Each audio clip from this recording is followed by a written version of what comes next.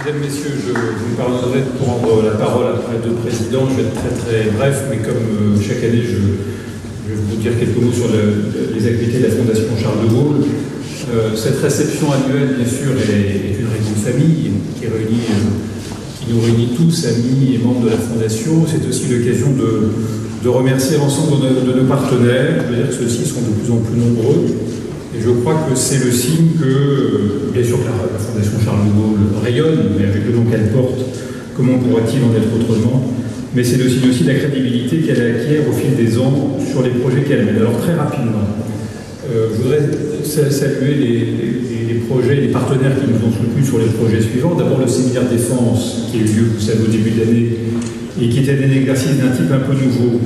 Et nous allons, je remercie bien sûr les partenaires, notamment le ministère de la Défense, et nous allons préparer un séminaire 2017-2018 qui s'annonce tout aussi passionnant.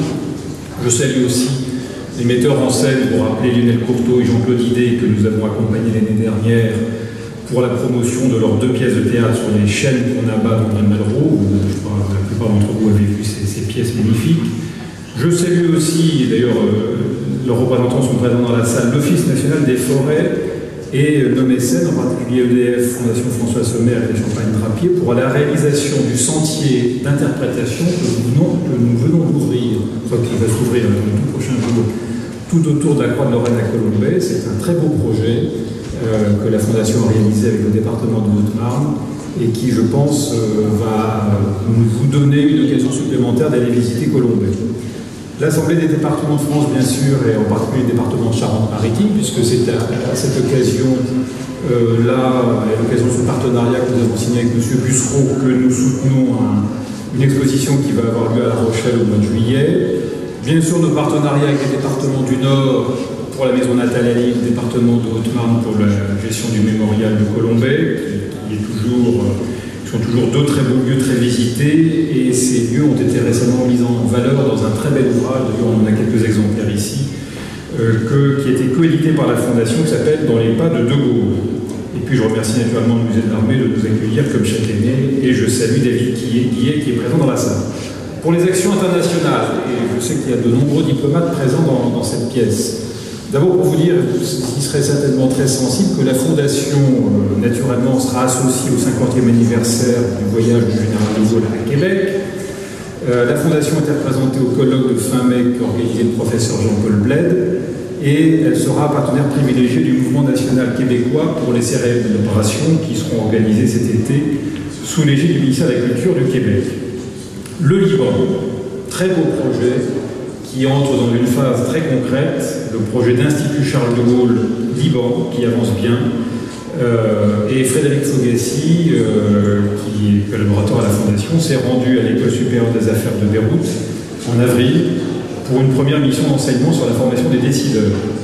La Chine, monsieur le ministre conseiller de l'ambassade de Chine, pour vous dire que notre coopération ancienne avec l'Institut des affaires étrangères du peuple chinois va s'intensifier, et qu'elle s'étendra à plusieurs institutions chinoises, notamment dans le domaine universitaire et des échanges de jeunes. La Pologne, où nous ferons une exposition cette année pour le 50e anniversaire du voyage du général de Gaulle, et puis bien sûr la Russie, l'Allemagne, etc., etc. L'action de la Fondation à destination de la jeunesse, je ne vais pas m'y attarder. Le président de la Fondation vous a indiqué quels étaient les grands axes. C'est évidemment une action absolument centrale pour la Fondation à présent. Nous venons de coéditer un livre avec M. Guillaume Villemot sur l'homme qui disait non. Quelques exemplaires également sont présents. Nous avons réalisé en lien avec Canopée des vidéos pédagogiques sur le droit de vote des femmes et sur l'élection du président de la République au suffrage universel, sujet d'actualité cette année, et avec donc des vidéos qui seront diffusées en classe de CM2 et en 6e. Le projet enseigné de Gaulle sous la direction de l'inspecteur général Tristan Lecoq qui est présent dans cette salle. Notre site internet qui est chaque jour de plus en plus visité avec son espace pédagogique. J'en profite pour vous dire qu'on va ouvrir prochainement une boutique en ligne et on va moderniser notre système de dons en ligne qui ne marchait pas très bien. Donc là, vous verrez, il sera très très efficace maintenant. Et je vous encourage à vous y rendre aussi souvent que vous le souhaitez. La présence de la Fondation sur les réseaux sociaux très active, et puis les partenariats avec les lycées. Il y a l'Île-de-France, il y a d'autres régions, il y a les lycées français à l'étranger, le lycée français Charles de Gaulle à Pékin, le lycée également le lycée français à Shanghai, les lycées de la UFE. Nous renforçons de plus en plus nos partenariats, et je veux dire que tout ceci C'est un travail que nous réalisons au service d'une grande maison, mais une maison qui a des moyens très modestes, une toute petite équipe que je veux vraiment féliciter et saluer. Un conseil d'administration, je salue mes collègues administrateurs qui est très engagé, et une petite équipe de permanence sous la direction d'Amiral Barrère qui fait un travail vraiment formidable. Je crois que la Fondation est toujours à la hauteur des événements qu'elles organisent. Je crois que c'est encore le cas ce soir. Je vous remercie.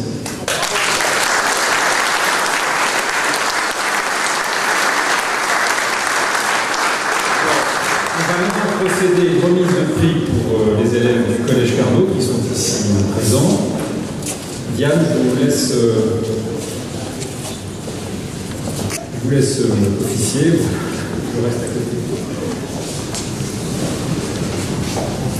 Alors, on va remettre deux prix, en réalité, parce que je pense que le président va accompagner la présidente. Pas de problème. Donc, on va remettre en fait deux prix à deux élèves qui se sont particulièrement illustrés lors de ce concours d'éloquence. Ces deux élèves ont présenté en fait leur engagement au nom d'un groupe. Ils travaillaient pour un groupe, c'était une dizaine d'élèves qui travaillaient pour les enfants malades. Ils se sont engagés pour les enfants malades tout au long de l'année. Et ces deux élèves ont représenté lors du concours de l'éloquence l'ensemble de leur groupe. Je vais appeler Ilana et Louisa, à qui je vais remettre le prix d'appellation Chambéry.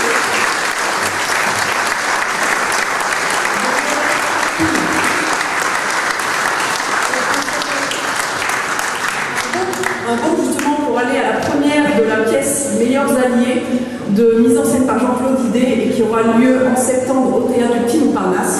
Donc les élèves seront invités. Également donc l'ouvrage dont parlait le secrétaire général Marc Fosseux sur De Gaulle, l'homme qui disait non, ainsi qu'un autre ouvrage édité également par la Fondation Charles de Gaulle sur les lieux gauliens et qui devrait, j'espère en tout cas, vous ravir. Merci à toutes les deux.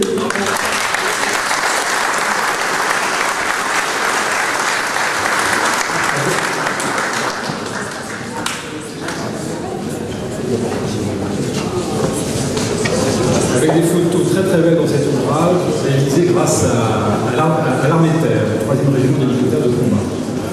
Voilà, bah écoutez, je vous propose, il fait très chaud, je crois que le mieux maintenant c'est que tout le monde puisse aller prendre un verre et pour supporter un peu la chaleur. On est dans une salle un peu fraîche, il fait quand même très chaud. Bonne soirée.